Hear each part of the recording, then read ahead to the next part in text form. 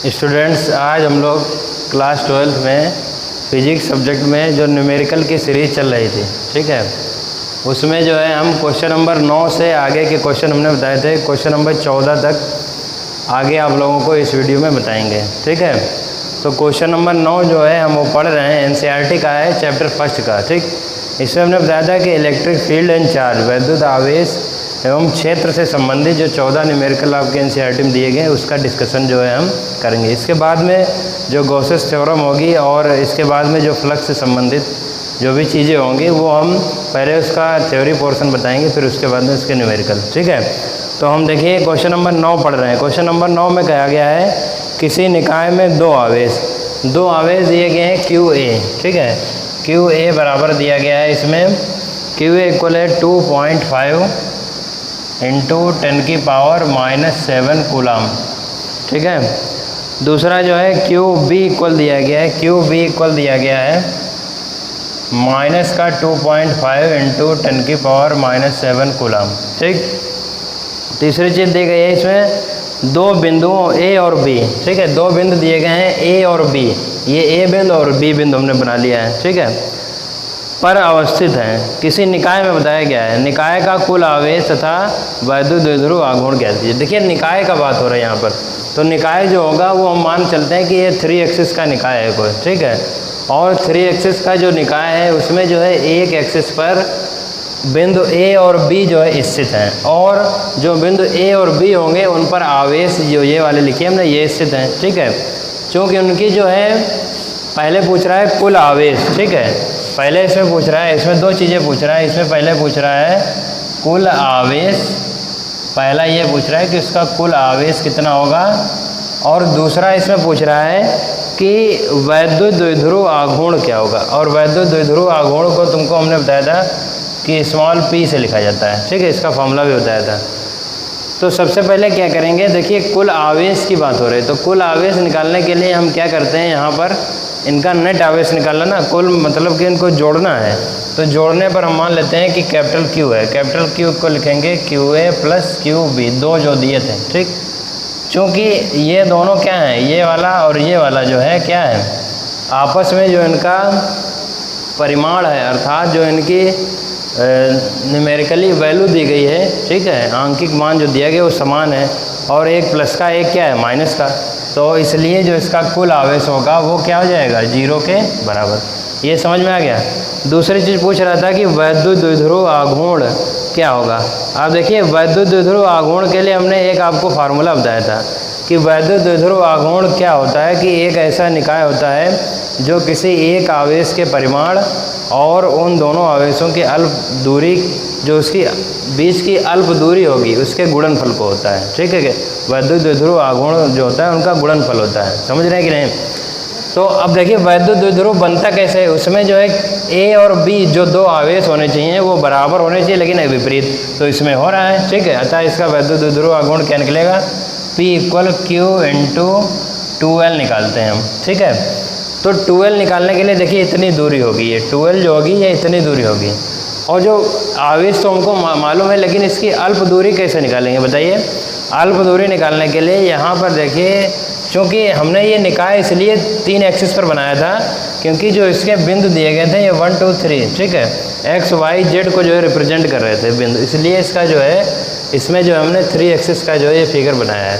तो इसलिए जो हम इसकी जब डिस्टेंस निकालेंगे, देखिए ये 0 ये 0 ये 0 ये 0, तुमको मालूम है कि √x माइनस √x1 बीच की दूरी का जो सूत्र होता है √x1 माइनस x2 का whole square plus y1 minus y2 का whole square plus z1 minus z2 का होल स्क्वायर होता है। तो ये दोनों चीज़ें इसमें जुड़ जाएंगी, ठीक है, 15 15 30 का स्क्वायर अंडर रूट हटा देंगे, तो अर्थात ये जो दूरी आएगी इसकी अल्प दूरी, जो अल्प दूरी आएगी वो आएगी 30 सेंटीमीटर, ठीक है। चूँकि मीटर में लिखना है तो क्या हो जाएगी, जो दूरी हो जाएगी यहाँ पर अल्प दूरी ही ली जाएगी, ठीक, जो दूरी हो जाएगी वो 0.3 मीटर, ठीक, 100 से डिवाइड करा देंगे। यहाँ पर जो है रख दो, Q का मान कितना है 2.5 × 10⁻⁻7 इंटू में 0.3, ठीक है, 0.3 हो गया। अब देखिए इसकी मल्टीप्लाई करा लेते हैं। मल्टीप्लाई कराने पर क्या होगा, मल्टीप्लाई कराने पर जब आप मल्टीप्लाई कराएंगे तो इसका जो आंसर आएगा वो आएगा 7.5 इंटू 10 की पावर -8 और इसका जो मात्रक होगा, मात्रक मालूम है कूलाम और मीटर, ठीक है। तो कूलाम मीटर जो है इसका मात्रक हो जाएगा, समझ रहे हैं कि नहीं। यही जो है इसका जो है आंसर होगा, समझ रहे हैं कि नहीं। तो क्वेश्चन नंबर 9 हो गया आपका। अब अगला क्वेश्चन देखते हैं, क्वेश्चन नंबर 10। क्वेश्चन नंबर 10 में देखिए क्या कह रहा है। देखिए बहुत इजी क्वेश्चन है, क्वेश्चन नंबर 10 हम पढ़ रहे हैं। ये वाला आप लोगों को समझ आएगा, इसका आवेश जो होगा 0 होगा और इसका जो वैद्युत द्विध्रुव आघूर्ण होगा वो हमने यहाँ पर निकाल दिया है। समझ में आ जाए, समझ में आ गया। तो ये चीज़ क्लियर हो गई। दूसरा जो क्वेश्चन नंबर 10 देखते हैं इसका, ठीक है। क्वेश्चन नंबर 10 में देखिए क्या कह रहा है।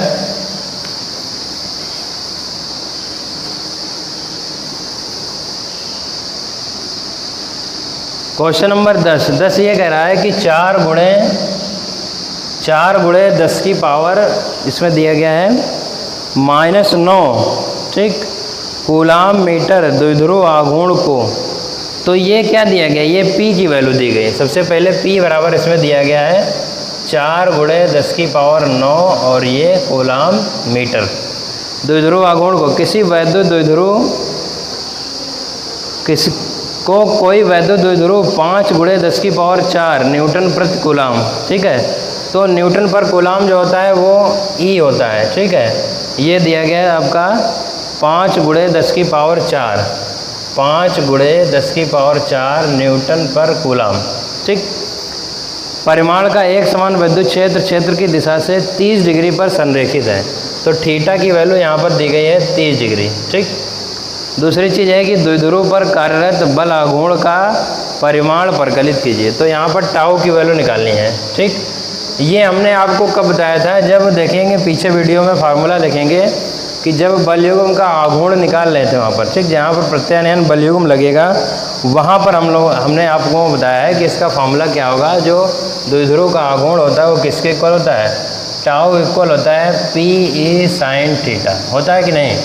समझ रहे हैं कि नहीं सब लोग, ठीक। इसको चेंज करने की कोई ज़रूरत नहीं क्योंकि MKS में दिया गया है, ठीक है। तो P की वैल्यू रख देंगे क्या है 4 × 10 की पावर -9 इंटू E की वैल्यू कितनी है 5 × 10 की पावर 4 इंटू sin 30 और sin 30 की जो वैल्यू होती है वो सभी को मालूम होगी कितनी होती है। इसकी मल्टीप्लाई करा देंगे तो कितना हो जाएगा 20 और इसको जब करेंगे तो 10 की पावर -5, ठीक। और इंटू में 1/2, 2 से ये काट देंगे तो 10 आ जाएगा, ठीक। तो टाउ बराबर कितना आंसर आ जाएगा 10 की पावर -4, ठीक है। यहाँ पर ये 10 है, इसकी घात 1 है, गुणे 10 की पावर -5। तो टाउ बराबर आ जाएगा 10 की पावर -4 और इसका जो यूनिट होता है वो होता है newton per metre, newton into metre. Clear है। तो ये चीज़ होगी। ये क्वेश्चन नंबर 10 था। इसमें जो क्या दिया था, यहाँ पर एक द्विध्रुव आघूर्ण दिया था और उसमें वैद्युत क्षेत्र दिया था। इसमें आपको जो इसका द्विध्रुव आघूर्ण निकालना था। द्विध्रुव आघूर्ण के लिए सूत्र लगा देंगे tau equal PE sin theta, तो आपकी जो है वैल्यू निकल के आ जाएगी। अगला क्वेश्चन देखते हैं, क्वेश्चन नंबर 11। क्वेश्चन नंबर 11 में कह रहा है कि ऊन से रगड़े जाने पर, ठीक है, हम क्वेश्चन नंबर 11 पढ़ रहे हैं। ऊन से रगड़े जाने पर कोई पॉलीथीन का टुकड़ा 3 गुणे 10 की पावर -7 कूलाम के ऋणावेश से आवेशित पाया गया, ठीक है। तो इसका आवेश दिया है, तो आवेश को हम Q मान लेते हैं, ठीक है। तो Q इक्वल क्या दिया गया है माइनस का, ऋण आवेशित है ना, तो 3 गुणे 10 की पावर -7, तो माइनस का 3 गुणे 10 की पावर -7 कूलाम ये दिया गया है, ठीक है। तो इसमें कह रहा है कि स्थानांतरित इलेक्ट्रॉनों की संख्या आकलित कीजिए, ठीक है। तो इसमें इलेक्ट्रॉनों की संख्या आकलित करनी है। तो जहाँ पर इलेक्ट्रॉनों की संख्या पूछ रहा है तो उसमें हमने जो आवेश के क्वांटीकरण में आपको बताया था कि जो किसी भी वस्तु का आवेश होगा वो उसके किसी भी आवेश का पूर्ण गुणज होता है, ठीक। मीन्स हमने फॉर्मूला आपको बताया होगा कि Q इक्वल NE, ठीक है। और यहाँ पर जो आपको फाइंड करना है वो N फाइंड करना, और E की वैल्यू जो है वो देखिए इलेक्ट्रॉन है, इलेक्ट्रॉन पर माइनस चार्ज होता है हमेशा, ठीक है। तो माइनस का कितना चार्ज होता है 1.6 × 10 की पावर -19 कूलम, ठीक है। यही तो होता है, ठीक। N यहाँ से फाइंड करना है। तो हमने बताया था Q इक्वल क्या होता है NE, तो N इक्वल क्या हो जाएगा Q अपॉन में E। यहाँ पर वैल्यू रख देंगे। Q की वैल्यू कितनी है माइनस का 3 × 10 की पावर -7 अपॉन में E की वैल्यू कितनी है ई की वैल्यू है माइनस का 1.6 इंटू 10 की पावर माइनस 19, ठीक। ये कट जाएगा, घात ऊपर चली जाएगी, ठीक है। तो यहाँ पर क्या बचेगा, पॉइंट हटा के 0 बढ़ा सकते हैं, तो 30/16 इंटू 10 की पावर यहाँ पर ऊपर जाएगा तो ये माइनस हो जाएगा, तो ये हो जाएगा माइनस का 7 और प्लस का 19, ठीक है। जब इसको हम डिवाइड करेंगे, ठीक है, जब हम इसको डिवाइड करेंगे तो समथिंग में जो आपका आएगा वो आएगा 1.875, ठीक है। हम आंसर लिख रहे हैं इसका, देख लीजिएगा अपना डिवाइड करके, जहाँ पर कुछ डाउट हो कैलकुलेशन बता दीजिएगा। 1.875 और इंटू में 10 की पावर आएगा 12, ठीक है, इंटू में 10 की पावर 12। जब इसको हम पूरा डिवाइड करेंगे, और ये समथिंग में इसको 2 भी लिखा होगा, जो बुक्स में होगे वो 2 में लिखा होगा, क्यों, क्योंकि यहाँ 1.8 आ रहा है, ठीक। तो इसको हम लिख सकते हैं 2 इंटू 10 की पावर 12 आपका इलेक्ट्रॉन होंगे, ठीक। देखिए इसका ये ए पार्ट था, इसमें ये इसका ए पार्ट था।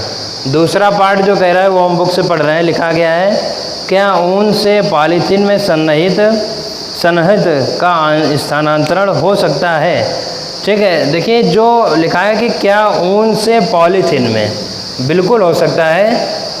क्यों नहीं हो सकता है, क्योंकि देखिए जो हम पढ़ रहे हैं, क्योंकि ऊन से पॉलीथीन पर द्रव्यमान का हस्तांतरण होता है, क्योंकि इलेक्ट्रॉन जो द्रव कण है ऊन से पॉलीथीन पर विस्थापित हो जाते हैं, ठीक है। तो ये दूसरा पार्ट था इसका, हमने पहला लगा दिया, दूसरा आपको लैंग्वेज में लिखना है। अगला क्वेश्चन नंबर देखते हैं 12वां, क्वेश्चन नंबर 12। क्वेश्चन नंबर 12 हम पढ़ रहे हैं, लिखा है 2 विद्युतरोधी आवेशित तांबे के गोलों में, गोले जो हैं ए तथा बी के केंद्रों के बीच की दूरी 50 सेंटीमीटर है, ठीक है। इसका फिगर भी बना सकते हैं। 2 आवेशित कोई तांबे के गोले हैं, ठीक है, और उनके बीच की दूरी दी गई वो 50 सेंटीमीटर। देखिए इसका मेथड बताए दे रहे हैं, बाकी आप लोग जो है इसका कैलकुलेशन करेंगे, क्योंकि बहुत सारे बच्चों ने क्वेश्चन ऐसे लगाए भी थे ग्रुप पे, ठीक है, सेंड भी किए थे। तो 50 सेंटीमीटर, ये दोनों गोलों पर पृथक पृथक आवेश, ठीक है। पृथक पृथक आवेश का मतलब है कि दोनों गोलों पर क्या कितना आवेश दिया गया है, 6.5 इंटू 10 की पावर माइनस 7 कूलम, और इस पर भी दिया गया है 6.5 इंटू 10 की पावर माइनस 7 कूलम। इसको अगर ए मानते हैं, ये बी है, तो दोनों पर जो क्यू ए होगा, क्यू ए और क्यू बी, ये दोनों का जब हम चार्ज लिखेंगे तो Q A equal Q B बराबर क्या लिखेंगे, 6.5 इंटू 10 की पावर माइनस 7 कूलम। देखिए पहली चीज़ ये समझ में आ गई कि दोनों जो आवेश हैं वो पॉजिटिव हैं, ठीक है, सेम चार्ज हैं, तो सेम चार्ज में जो इसका रिपल्सन फोर्स लगेगा, कौन सा रिपल्सन फोर्स, ये तो क्लियर चीज़ हो गई। फिर इसमें देखिए लिखा भी है, तो इनमें पारस्परिक स्थिर विद्युत प्रतिकर्षण बल कितना होगा। तो देखिए आप लोग निकाल सकते हैं बाय कूलाम्स लॉ, ठीक है। कूलाम्स लॉ में हमने बताया था कि F equal 1/4 pi epsilon not Q A और क्यू बी अपॉन में क्या होता है आर स्क्वायर। केवल ये आपको कर लेना है कि इसको जो है कायम है मीटर में बदल लेना है, ठीक है। बुक खोलेंगे, क्वेश्चंस देखेंगे, ठीक है, तब आपको समझ में आएगा। यहाँ पर 0.5 मीटर हो जाएगा। अब देखिए यहाँ पर वैल्यू पुट कर देते हैं, F इक्वल, ये इसका पार्ट नंबर ए है, तो इसकी वैल्यू होती है 9 इंटू 10 की पावर 9। ए की वैल्यू, क्यू ए की वैल्यू जो है वो यही होगी 6.5 इंटू 10 की पावर माइनस 7। चूँकि ये 2 बार दिया गया तो इसका हम होल स्क्वायर भी लिख सकते हैं, अपॉन में 0.5 का होल स्क्वायर। क्या आप लोग इसका जो है कैलकुलेशन नहीं कर सकते? बिल्कुल कर सकते हैं।